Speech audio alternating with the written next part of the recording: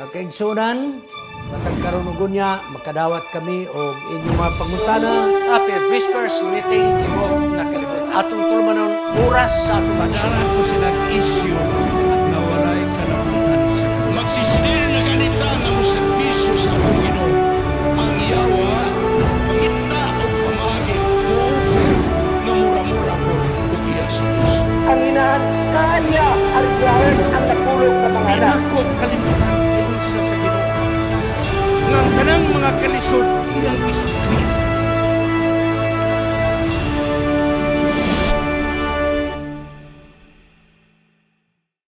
Happy prayer meeting sa Tibok Kalibutan. Ang atong Anis Media Ministry Cagayan City makikaubang kaninyo ni pipila ka mga guto alang sa atong tulumanon oras sa atong leksyon. Mo kini ang panahon nga atong pag-isgutan, atong himuong yano aron masabtan sa tanan ang atong hanay nga tupiko karon nga semana sa atong Sabbath School gikan sa General Conference Sabbath School Department. Sa pagsugod, mag-abo kita. Gamahanan nga Diyos nga naka sa mga langit. Salamat sa lain o sab na higayon nga kami magkatuon sa imong mga pulong. Tuduy kami o Diyos na adunay kabalaka, adunay gugma, alang sa among isig kama tumutuo. Salamat o Diyos sa pagtulunan nga gihatag ni Apostol Pablo.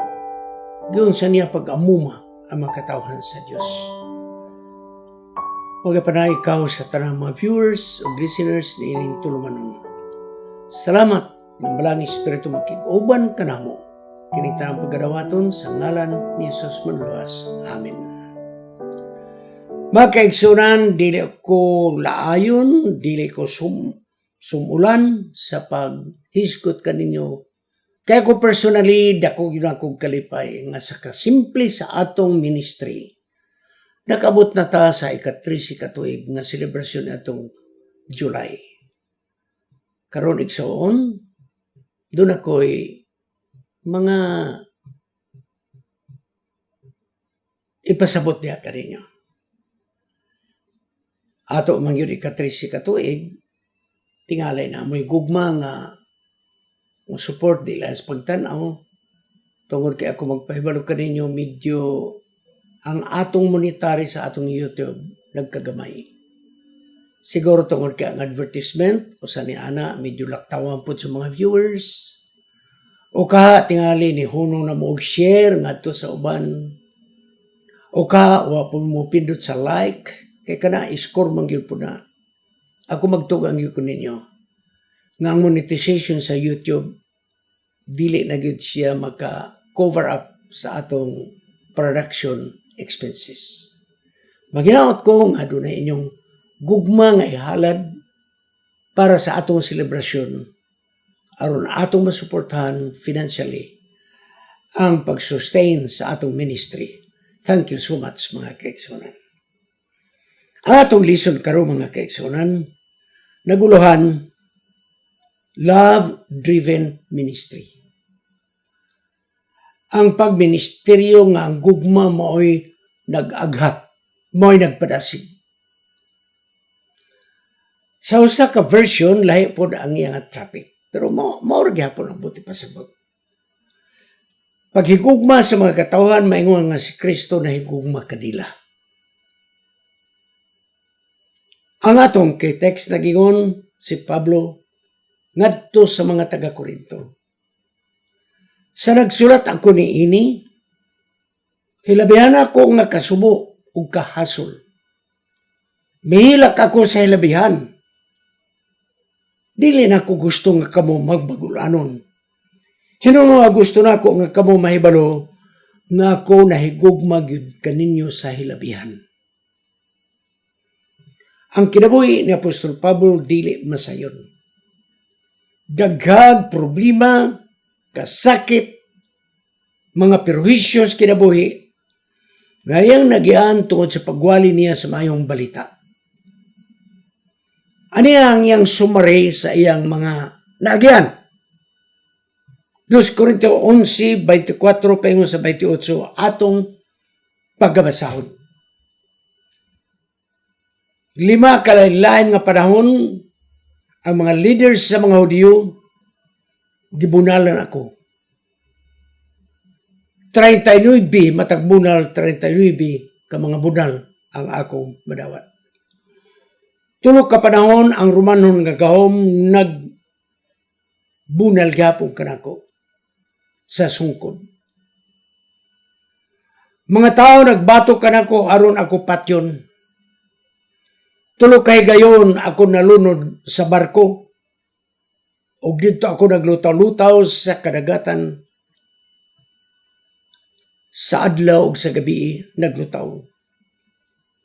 Sa akong pagbiyahe sa daghang nakong nadtuan, naay mga kakuyaw sa mga suba, kakuyaw sa mga tulisan, kakuyaw sa akong kaugalingong mga katawhan, mga katalagman gikan sa mga hintil. Padayon. Ugani sa syudad, daghang gyapon ang mga kakuyaw nga ako nagyan. Sa kabingawan, o aduna ko'y gatubang nga mga katalagman gikan sa mga mini nga mga tumutuo. Grabe yun. Mini nga tumutuo. I have been in danger from false believers. Mao nga ko nagabuhat uban sa daghang mga pag-antos ug kasakit. Makadaghan ako walay tulog. Makadaghan wala ko'y kaon. Hilabi ang kahaw ka walay tubig nga mainom. Daghang panahon nga walay pagkaon sa akong lamisa. Padayos, Pablo, nag-antos ako sa mga katugnaw nga akong sinina kulang. Mao kini ang nakahasol sa akong pangununa. Apan taliwala nining tanan nga akong nagyan, mas grabe kabukat ang akong kabalaka sa mga tumutuo sa mga kaiglesiyahan. Mauni mga kaigsunan, ang gugma mo ay nagtukmod, mo ay nagpaluyo sa pagministeryo ni Apostol Pablo. Sa daga mga kasakit yang nagyan nga iyang ginumerate, apan ang musa ni mo ang iyang kabaraka sa mga kaigsunan, sa mga kaiglesiyahan. Mga Pablo, mga kaigsunan, nagalaom o naningo ang makatabang usab siya sa mga kasakit sa uban. Mga 2 Korinto Kapitulo 1, versikulo 3 na iyon, ako nagatabang sa tanang panahon kung naa kita sa mga kasakitan. Ang Diyos nagatabang kang Pablo sa panahon sa mga problema. Busaya katong gi-share kay matod pa ni Apostol Pablo, kung nakasurvive ako sa mga kasakitan, kini mo ako ipasalig ka ninyo, nga kung makaagi usab kamo sa perjuisyos kinabuhi, tabangan usab kamo sa atong Ginoo. 2 Korinto 1:6, ang atong paglaom nga kamo, atong paglaom nga kamo magbaligon. Kay managsama-sama ra ang atong mga kahasol o mga perwisyo. Ngaunta magtinabangay ta aron makalingkawas ta sa mga problema sa kinabuhi. So gisaysay ni Apostol Pablo ang tanang mga kasakitan nga agyan sa ako nang nabasa. Mao nga siya nagaparasig sa mga katawhan na kung ako nakasurvive sa mga kasakitan nga akong gisaysay kaninyo, kamusab makasurvive. Busa magtinabangay ta, pinahis pagampo, pagpasalamat, nga unta ang pabor ikahatag diya kaninyo, pinagi sa daghang mapagampo nga ito paghimuon. Ang 2 Korinto 1, 12-14, mo nitubag ni Pablo nga dunay mga pundok sa mga kaigsunan sa iglesia sa Korinto nga nagduda sa iyang ministry. Nga matod pa nila, si Pablo dili mayo nga leader. Sayop ang iyang mga desisyon. Dali mausab ang iyang hunahuna. Pareho si Pablo nga ang iyang taras o ang iyang pagbuhat matinud-anon ug alang sa kaayuhan sa matag usa. Mao nga naging siya ako mapasagarbuhon pinaagi sa mga pagpamatuod sa atong mga pagtuo diha sa pagkabalaan og godly sincerity. Iyon ni Pablo, dili ni tiaw-tiaw ning atoy. Diyos nun kini nga pagkasinsiro kayo. Busa ang 2 Corinto 1:13-14, may mga tao nga wala magkasabot sa katuyuan ni Apostol Pablo. Mo na yung issue din nato. Naglaom si Apostol Pablo na sa dili madugay makasabot ang mga tao sa Korinto nga dili alang-alang ang iyang pag-devote sa iyang kinabuhi sa ministry. Kaya matod pa niya ang akong katuyon mo rin honest and good. Mo ni ang iyang ministry. Busa yung gitubag ang mga pagduha-duha, mga accusations sa mga kaigsunan. Kay karon igsong kining atong focus karon. Adunay mga taga-Korinto nga lahi na ang pagtanaw ni Pablo, nila kang Pablo. Lahi. Dagan ang negatibo, mga kaigsunan. Nga kuno sayop ang tanang mga desisyon ni Apostol Pablo, dali mausab niya mga plano. Mao mga kaigsunan, nagyon siya ako nagalaom nga ako inyo ra masabtan sa dili madugay. Nganong man nga doon na may isyu nga nagduha-duha ang mga tao kang Pablo. Tungod kay may plano na ni Pablo nga nagpahibalo nga gikan sa Efesos, mubalik siya sa Korinto. Nalipay ang mga kaigsunan nini. Ang unang plano mo nga gikan sa Efesos, mohapit siya Macedonia, mupuyo dito makadiyot. Dahil mo dito sa Korinto, mupuyo sa makadiyot. Dahil mo atong Hudiya, kay nagdala siya sa mga voluntary contribution sa mga naglisod ng mga kaigsunan sa Jerusalem. Aparigsong kining plano, wala ni matuman. Mao nga dismayado ang mga kaigsunan sa mga taga-Korinto. Naghinam-hinam na unta sila. Wala madayon. Wala madayon. Gusto ba yun, Pablo, yun nga muduaw tungod kay nakadawat siya balita, gikan ni Timoteo nga, ang mga kaigsunan sa Korinto, wala na.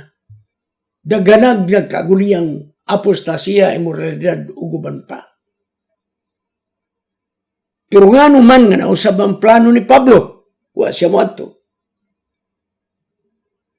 Busa mga kaigsunan, ang plano unta, mubiyahe siya gikan sa Efesos, di na mohapit sa Macedonia, mudit sa lang sa Korinto, aro pagsulbad sa problema dito.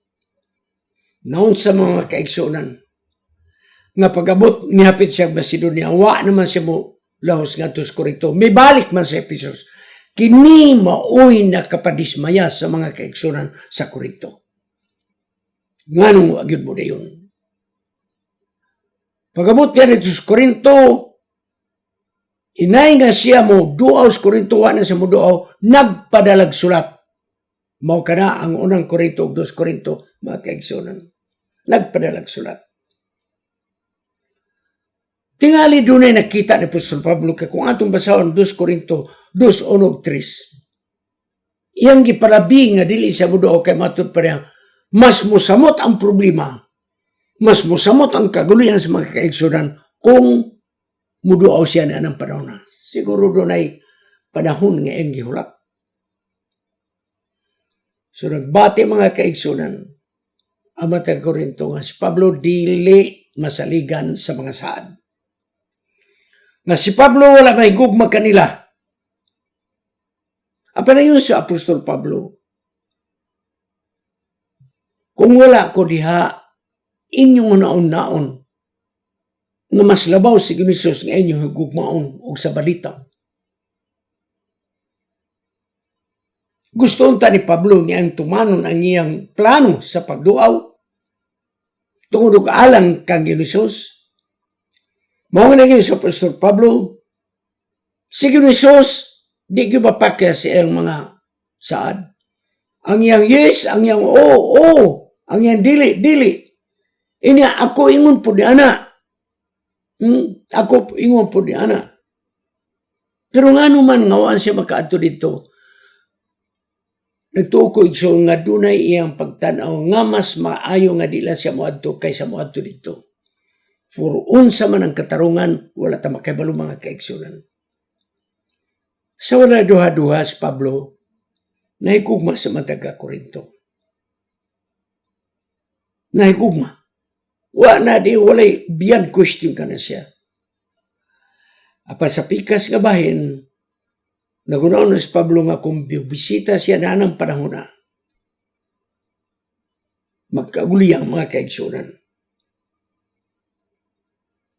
Ato makita igsoon si Pablo, gikas Macedonia, from Ephesus matug Macedonia, dahil ibalik sa Ephesus, wa na mo dayon sa Korinto. O nagpadala siya ng sulat. Sulat nga pagbadlong mga kaigsunan. Sulat nga pagbadlong. O ang sulat nga pagbadlong, ang uban midawat, ang uban wala. Kaya medyo masakitan sila mga kaigsunan. Nangitag pamagi si Pablo nga unta, magkakita sila ni Titus. Pero wala sila, nagkabaiwa sila mga kaigsunan. Hinuno taod-taod, nagkakita rin sila og si Titus, naghatag kaniya sa detalyes panghitabo sa Korinto, mga kaigsunan.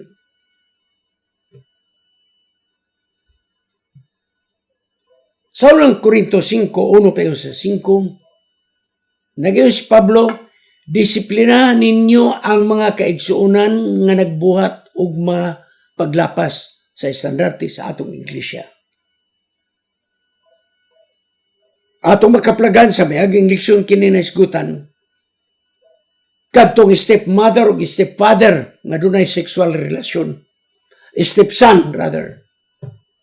Stepson o stepmother may sexual nga relasyon. Daghan igsoon. Grabe kadagang problema sa Korinto. Busa rin si Apostol Pablo, ang nakasala kinahanglan badlungon. Naging si Apostol Pablo, kining pagbadlong, pagdisiplina sa mga taong nakasala sa atong iglesia, wala nato sila silikway. Apan makaamgo sila, makasabot sila, na ang ilang gibuhat di mayo, ugo niya, matinaon ng hunahuna, makabalik sila sa pag-alagad. Ang pagdisiplina sa membro sa iglesia nga nakasala, dili mo tipasabot nga atong gisalikway. Atong gibuhat tungod kay ato siyang gigugma. O ang disiplina ng membro sa iglesia, higugmaon ang maong igsoon o sa nagakaigong nga takda nga panahon, pasaluon siya sa tibok nga iglesia. Masakit man ang pagdisiplina sa membro sa iglesia, apan kinahanglan ato gyuning pagabuhaton.